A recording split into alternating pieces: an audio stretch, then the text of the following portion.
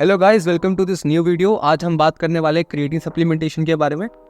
मुझे पता है बहुत लोगों को डाउट होगा इसको लेकर, बहुत सारे रूमर्स है क्रिएटिन को लेकर, तो मैं आज होपफुली उन सबको एड्रेस कर पाऊँ। मेरे वीडियो के 3 मेन हिस्से होंगे। पहला होगा क्रिएटिन है क्या, काम कैसे करता है। दूसरा होगा क्रिएटिन सप्लीमेंटेशन कब लेना चाहिए, कब नहीं लेना चाहिए। और थर्ड पॉइंट होगा कि मैं क्रिएटिन सप्लीमेंट लूँ कहाँ से खरीदूँ मैं सप्लीमेंट। आइए फर्स्ट पॉइंट कवर करते हैं।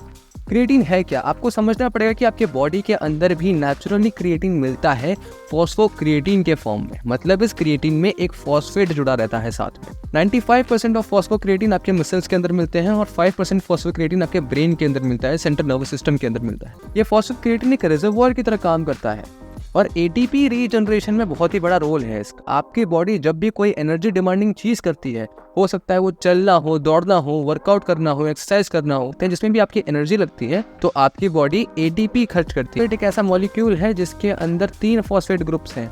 जब एटीपी एक फॉस्फेट ग्रुप को तोड़ देता है और एडीपी बन जाता है, मतलब एडिनोसाइन डाइफॉस्फेट, तो इस प्रोसेस में बहुत ज्यादा एनर्जी रिलीज होती है और यही एनर्जी को यूज करके आपकी बॉडी बहुत सारे एनर्जी यूटिलाइजिंग एक्टिविटीज कर पाती है, जैसे कि दौड़ना, चलना, एक्सेट्रा एक्सेट्रा। इस एडीपी से वापस से एटीपी बनता है। फॉस्फोक्रिएटिन का बहुत बड़ा रोल है इस एटीपी रीजनरेशन में। अब जब आप क्रिएटिन सप्लीमेंटेशन लेते हैं, आपके बॉडी के अंदर, आपके मसल्स के अंदर स्पेसिफिकली फॉस्फोक्रिएटिन का लेवल बढ़ जाता है, जिसकी वजह से एटीपी रीजनरेशन बहुत जल्दी हो पाती है, बहुत ज्यादा हो पाती है और आपकी बॉडी के अंदर एटीपी की अवेलेबिलिटी बढ़ जाती है। ये आपको अलाउ करेगी अपने वर्कआउट को ज़्यादा इंटेंस बनाने में। अगर आप क्रिएटिन सप्लीमेंटेशन ले रहे हैं तो मेक श्योर कि आपका नेक्स्ट वर्कआउट सेशन जो हो वो ज़्यादा इंटेंस हो पिछले वाले से। क्रिएटिन सप्लीमेंटेशन से एक और इफेक्ट आता है। क्रिएटिन लेने से जब बॉडी के क्रिएटिन लेवल्स, जब मसल्स के अंदर क्रिएटिन लेवल्स बढ़ जाते हैं, तो इससे वाटर पूलिंग होती है इन मसल्स के अंदर। इसका मतलब है कि आपके मसल्स थोड़े ज़्यादा बड़े दिखते हैं, कि आपके बॉडी के अंदर आपको विजिबल चेंजेस दिख सकते हैं। क्रिएटिन सप्लीमेंटेशन के बाद आपके मसल ज़्यादा राउंड दिखेंगे, ज़्यादा बड़े दिखेंगे।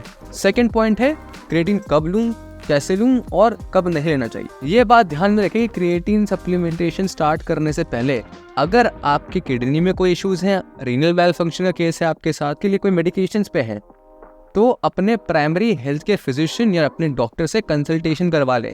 इसी की वजह से ना एक रूमर भी वैसे बहुत फैलता है सोसाइटी में हमारे, कि क्रिएटिन लेने से किडनी डैमेज हो जाती है या लिवर डैमेज हो जाती है। क्रिएटिन कभी भी ऑर्गन डैमेज का कॉज नहीं होता। अगर हम बात कर रहे हैं क्रिएटिन सप्लीमेंटेशन के बारे में, साइंटिफिक कम्युनिटी के अंदर ये कंसेंसस है कि क्रिएटिन सप्लीमेंटेशन, क्रिएटिन मोनोहाइड्रेट का सप्लीमेंटेशन स्पेसिफिकली बहुत ही सेफ है। इसकी सेफ्टी प्रोफाइल बहुत ही स्ट्रॉन्ग है। ये उन सप्लीमेंट्स में से एक है जिसमें सबसे कॉमन वैरायटी ऑफ सप्लीमेंट ही सबसे सेफ भी है और सबसे ज़्यादा चीप भी है। तो क्रिएटिन मोनोहाइड्रेट सबसे ज़्यादा safest and cheapest as well as most popular form of creatine supplement है। तो अगर आपको क्रिएटिन चाहिए, क्रिएटिन सप्लीमेंटेशन चाहिए, तो क्रिएटिन मोनोहाइड्रेट के लिए ही जाए।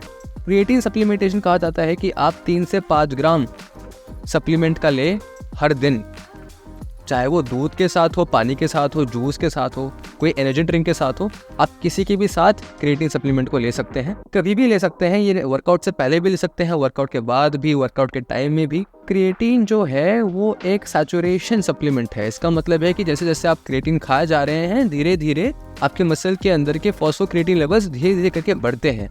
और जब आप क्रिएटिन सप्लीमेंट को लेना बंद कर देंगे, लेट्स से 1 हफ्ता 2 हफ्ता, तो ये फॉस्फोक्रिएटिन के लेवल जो बढ़ रहे थे आपके मसल के अंदर, ये वापस से डिक्रीज होने लग जाएंगे। कुछ लोग क्या करते हैं, कुछ लोग लोडिंग फेज एंड डीलोडिंग फेज ये फॉलो करते हैं क्रिएटिन सप्लीमेंटेशन के मामले में। अब देखिए, इसके पीछे कोई भी बहुत ही हाई क्वालिटी रिसर्च पेपर है नहीं जो इस क्लेम को बैक कर पाएगी ये करने से कुछ ज़्यादा बेनिफिट होगा या नहीं होगा। तो इसलिए आप ये ना ही करें तो अच्छा है।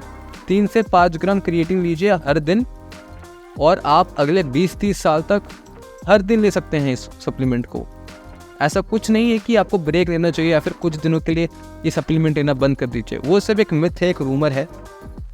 It is totally safe.